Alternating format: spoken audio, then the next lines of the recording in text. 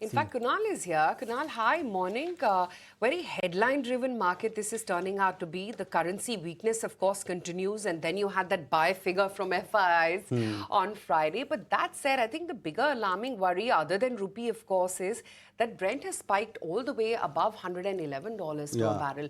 What's the market setup looking like? Because I was just looking at the US futures, and they're heading for a, kind of deep tumble.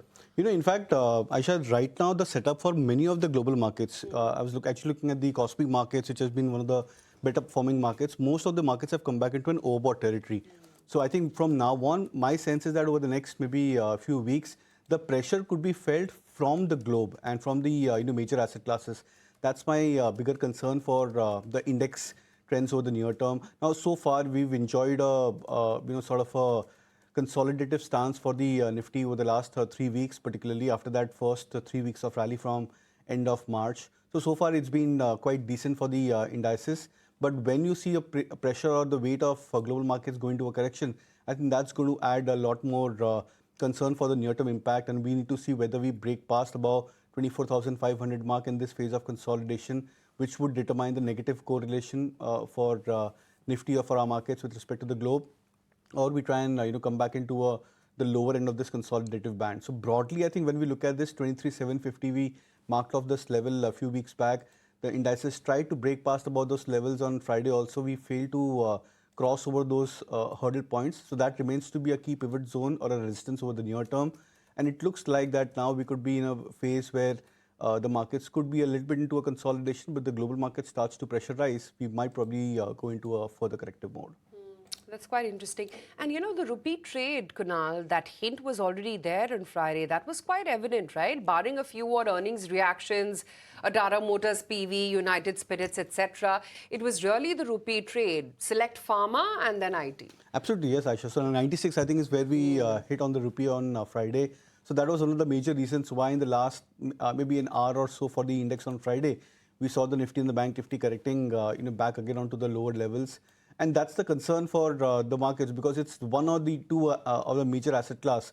Either it's rupee depreciating or falling very sharply, or when you see crude prices rising very sharply on an intraday basis, that adds to a concern for our market trends over the near term. Now, in fact, one of the better data points which was seen actually yesterday in terms of the options data point, even that could not outweigh the kind of potential correction we saw, because broadly 23,700 was a major level of a pivot support from the options data point. But even on Friday, we could not hold that key support point for the index. Today, if the GIFT Nifty is showing a 100-point downtick, I think that's going to add a lot of pressure in terms of put writing, unwinding of put writers. So I would probably sense that rupee, crude oil prices rising, and potentially the options unwinding, I think that could probably add a pressure point today for the index. But Kunal, are we likely to test the recent low of 23,000 thereabouts?